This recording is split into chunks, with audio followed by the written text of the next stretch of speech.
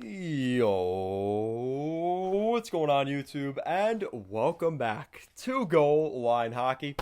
It's your boy Kevin Forte. We are taking a look today at the Pittsburgh Penguins. And are we in store for a mass sell-off of the Pittsburgh Penguins? We may be taking a look at that in this video. If you guys like what we're doing here at Goal Line Hockey, want to see the latest news around the NHL and more videos just like this one, make sure to give this video a big thumbs up. And maybe even a bigger subscribe down below. And let's take a look at the Pittsburgh Penguins. So, a couple months back now, we saw Jim Rutherford step down as the general manager, the president of the Pittsburgh Penguins. And Mario Lemieux and the ownership decided to go in a direction that, let's be honest, we kind of expected them to. You still have Sidney Crosby, you still have Evgeny Malkin, you still have Chris Letang. So the expectation is the window is still open. Those guys are on the roster, and the Pittsburgh Penguins should be a playoff team at the very least, if not a Stanley Cup contender. So what did the Pittsburgh Penguins do? They brought in management of Ron Hextall to be the general manager of the Pittsburgh Penguins, and they brought in as a VP, president, whatever you want to call it, Brian Burke as that title. So the Pittsburgh Penguins are, they're kind of in a weird spot because you look at where they've been the last couple of years. The last 3 playoff series they have played in, they have won a combined 3 games in the postseason. 3 years ago, they played the Washington Capitals, and they won 1 game. Do we want to remember 2019? Oh, no. This starts back in 2019. So the past 3 years, the last 3 playoff rounds they've been in, right? Last year, 2 years ago, 2019. It's late, guys. 2019, they played the Islanders. The Islanders swept them in the first round of the postseason. We don't have to remember how Carolina swept the Islanders in the second round, but Pittsburgh got swept in the first round by the New York Islanders.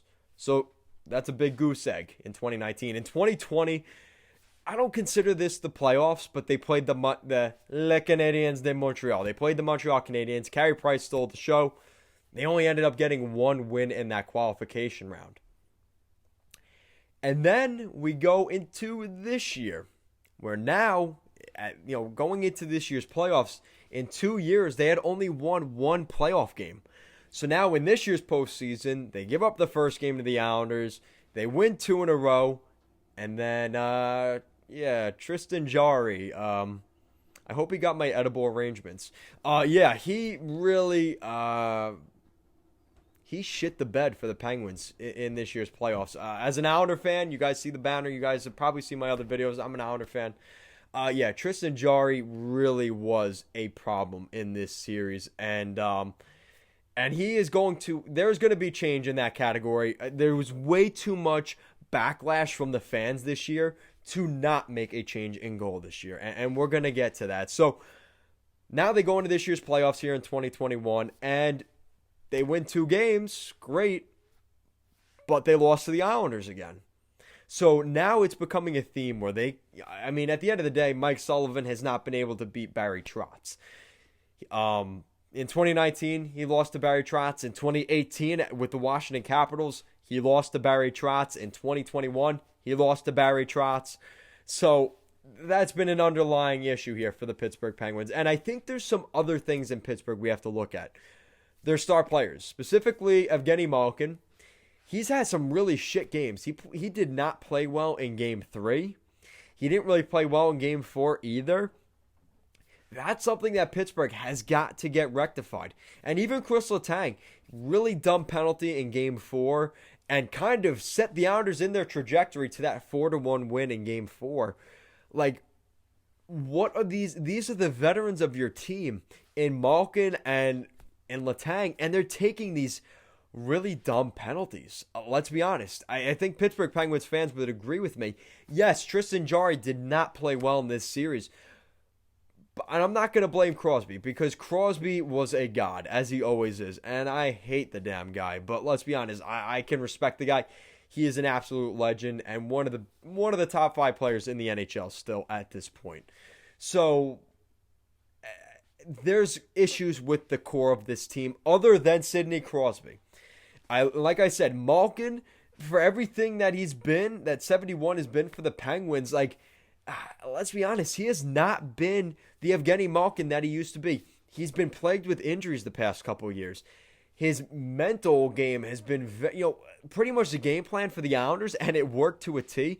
Get Leo Komarov, get Matt Martin, get some of the Islanders grinders, and just start hitting on and frustrating Chris Letang, Jake Gensel, and Evgeny Malkin, and it worked.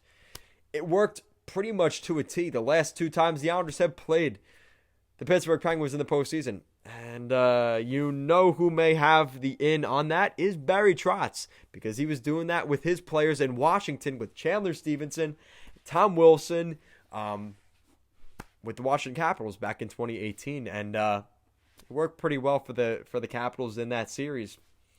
May or may not have led to a Stanley Cup as well. So that's the kind of stuff, though, that I think has been a problem for the Penguins.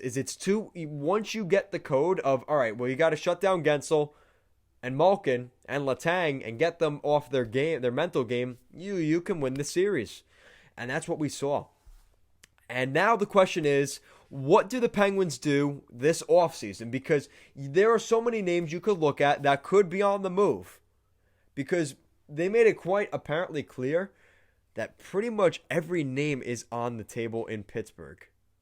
Maybe except Crosby. I don't think we're going to see Crosby get traded out of Pittsburgh.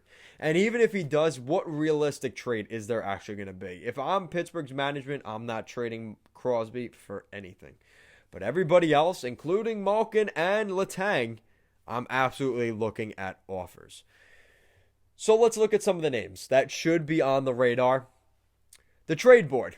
Let's take a look at Evgeny Malkin. He's 34 years old, and he carries a $9.5 million cap hit per season for 1 more year. Now, he does have a no-move clause, which obviously has to be thrown into consideration, but we have heard rumors in the past that he would consider a trade to Florida. Now, the Tampa Bay Lightning probably not going to have the cap space to sign or to bring in a guy like Malkin. So, what about the Florida Panthers?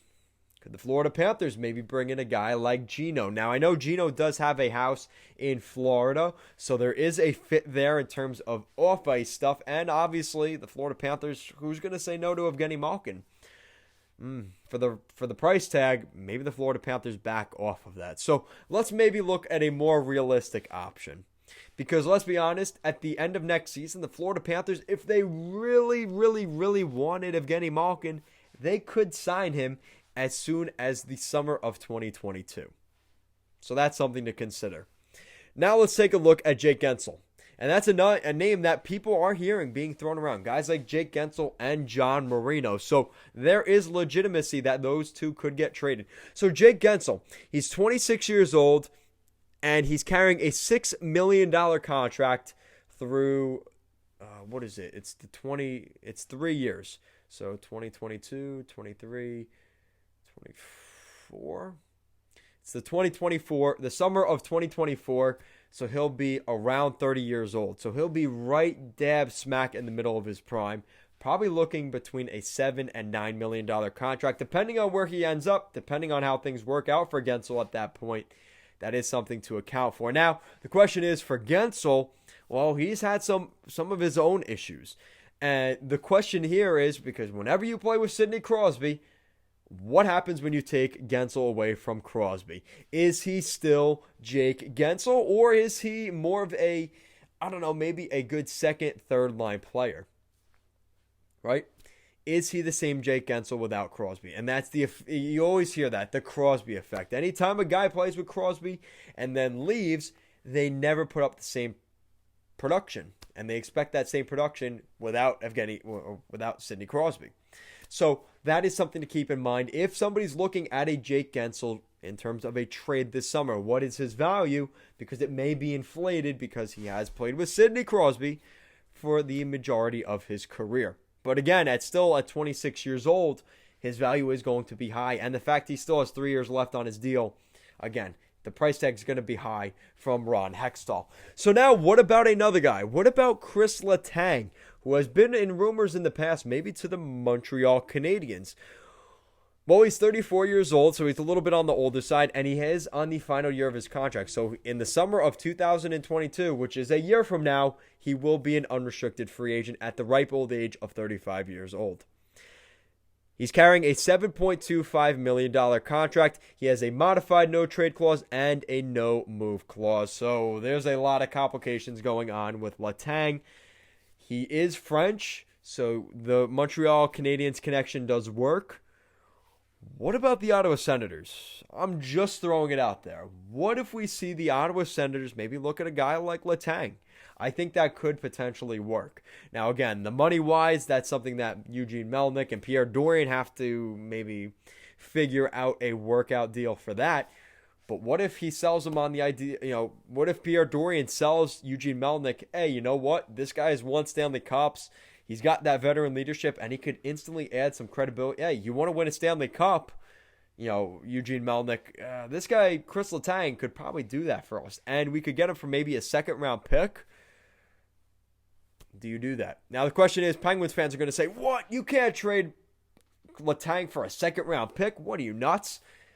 That might be the price. That may be the price. And as much as Penguins fans may hate that, that may be something. Now, again, you have to consider that, Chris Letang wants to go to the Ottawa Senators with the mess that they've been. Now, they did show improvement this season, but that is something you have to look at. Now, maybe if you sell Letang on maybe more ice time, and he's going to make money, he's going to be in the French market, more so in Ottawa, maybe that's enough of a selling point for Letang to say, you know what, I've had my fun in Pittsburgh.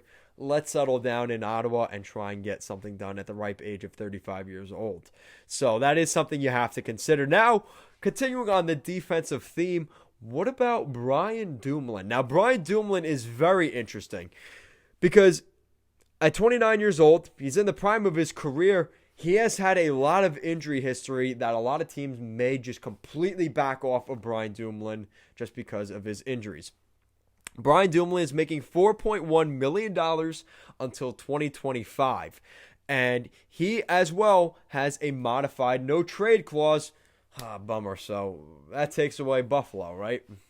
But all kidding aside, I think there could be a fit here for Brian Dumoulin. Now, the question is, what team's going to want him at $4 million? Because that is a little bit high. Now, what if Pittsburgh maybe sheds off 25% of that cap? Let's say they take off $1 million. And 25% for this year and next, and Pittsburgh maybe retain some salary. They may get a better offer on Brian Dumoulin at $3 million than maybe the 4.1 that he's making right now. And he is movable because his contract does end in 2024. Excuse me, I said 2025, 2024. So there is a move that could be made here. Or actually, it's even earlier. It's in 2023, the summer of 2023. Brian Dumoulin will be a free agent. So that is in favor of a team, or in favor of Pittsburgh in terms of being able to move on from Dumoulin. But again, the injury history is going to make it difficult. Do you get a second-round pick? Maybe a third-round pick? Again, it's more for Pittsburgh to shed some salary here. And I don't know if too many teams are going to be waiting in line to pick up Brian Dumoulin at this point. And again, continuing the defensive theme, we heard this name come up over the past week. John Marino, 24 years old, and he is coming off of his entry-level deal, but he is signed to another extension thanks to Jim Rutherford. He is signed to a 6-year deal, making $4.4 million per season. Now, the good thing is here that there is no trade clause attached to this. Not that I know of. There is. You could check and let me know down below. But there is no trade clause attached to John Marino, which is very good for the Penguins if they want to move him. But ideally, you want to move him before this extension kicks in this summer.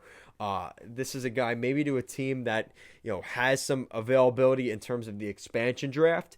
Maybe the Pittsburgh Penguins look to send him out before the expansion draft and get something done. Or maybe they give incentive to Seattle and they figure out a way to get something done there. But you could even make that argument for Letang or Dumoulin. Maybe you say, hey, you know what? We'll give up our second-round pick so you take Brian Dumoulin or Chris Letang. right? Or even take Tristan Jarry or for a first. They don't have their first round pick this year. So, yeah, this is the thing. Pittsburgh has a really tough road ahead of them. They don't have a first and they don't have a third round pick here in 2021's draft. You could thank Bill Guerin for that move he made last year for Zucker on that one. So, and then the last name we have to look at, the infamous goaltender in between the pipes. He's taken a lot of heat over the past 2 weeks, and that is Tristan Jarry. Tristan Jarry is 26 years old. He is making $3.5 million until 2023. And I do not think he's going to stick around. There is no way on God's green earth that Tristan Jarry returns to Pittsburgh in October. There's just no way. With the amount of heat he has taken throughout this entire season and then capped off here in the postseason, it wasn't all his fault, but the amount of flack he got, don't be surprised if Tristan Jarry jerseys have been burned in the city of Pittsburgh over the past 3 weeks. He has just been that bad, and I just do not see him sticking around. They got to figure out a way, whether they trade him to the Seattle Kraken in the expansion draft or Seattle Kraken take him, or they just find a way to get rid of him. I don't know what you do, but Tristan Jarry cannot be on this roster next season. There is just no way. And I think the Penguins management, Brian Burke and Ron Hextall, they don't have that love relationship with guys like Letang and guys like Dumoulin and guys like Gensel and Malkin. They may look at this and say, listen, Brian Burke's going to say we need more truculence. Hextall's going to say we need more skill. We need more size. We need more defensive-minded players. And I think that mix could be a recipe for some moves this summer. And I think they have some really good pieces there. You obviously have Sidney Crosby. You have a guy like Jason Zucker. Brandon Tanev, who I hate the guy after this playoffs, but he actually looked really good. You have guys like Teddy Bluger, Jared McCann, who actually looked pretty good for the Penguins. But you need to add to that. And I think that starts with moving out guys like Gensel and Malkin and Letang and maybe even a John Marino, as well as absolutely a must. You have to move on from Tristan Jarry. So let me know what you guys, you Penguins fans in particular, let me know what you think in the comment section down below. What do you think is going to happen for the Pittsburgh Penguins this summer? Because like I said, we could read off the numbers all we want and the salaries and this and that and what the Penguins need. At the end of the day, the Penguins could use another defenseman because, I brought up some defensemen that they could look at. Rebuild the blue line. Use the expansion draft to your advantage. Maybe trade a guy like John Marino to the Nashville Predators for like a guy like Matthias Ekholm, right? Or maybe you look at the Edmonton Oilers. It is a right shot defenseman, but what about a guy like Caleb Jones, who could be left unprotected at the expansion draft if they decide to keep Ethan Bear instead, which that may not happen. Well, what about the Anaheim Ducks? They've been looking for a trade partner for Josh Manson. As much as I'd hate to see Manson leave Anaheim, you've got Marcus Pettersson. Add another Anaheim defenseman. Add a guy like Josh Manson. He would be a great addition. Talk about size, truculence, and defensive mindset. That's everything that Ron Hextall and Brian Burke are looking for. Josh Manson would be a great fit. And continuing with the Anaheim Ducks, what about goaltending? What if they took a look at John Gibson? I would hate to see John Gibson leave the Anaheim Ducks, but if it were to happen, John Gibson would be a great fit for Pittsburgh. And the fact he's from Pittsburgh, he's a Pittsburgh native, we could see John Gibson be a really nice fit. And with everything that's happened this playoffs here against the Islanders for the Pittsburgh Penguins against the Islanders, blah, blah, blah, I'm losing my mind here. They need a goaltender. And whether they take a look at, I think the free agency market could be an interesting spot here for the Penguins because their lack of prospects. They may not want to trade more prospects for a guy like John Gibson this summer, and they may need to fix other categories like, maybe adding on defense with a guy like Matthias Ekholm. So maybe John Gibson isn't that feasible of an option. But what about a guy like Chris Driedger, who the Florida Panthers will likely let go in free agency this summer? Now, the question is, does Seattle take them in the expansion draft? Maybe, if Seattle takes them, Pittsburgh says, hey, you know what? We can maybe make a deal here. We'll give up our second-round pick and Tristan Jarry so we could take Chris Driedger. Now, that's a bit of a high price. Maybe you do consider the Gibson deal at that point. But again, That's something to look at. And what about maybe even, the goaltending options in Columbus right now? Jonas Korpisalo or Elvis Merzlikins is going to be out of Columbus by the end of this summer. So you got to think one of those guys could be on your radar as well.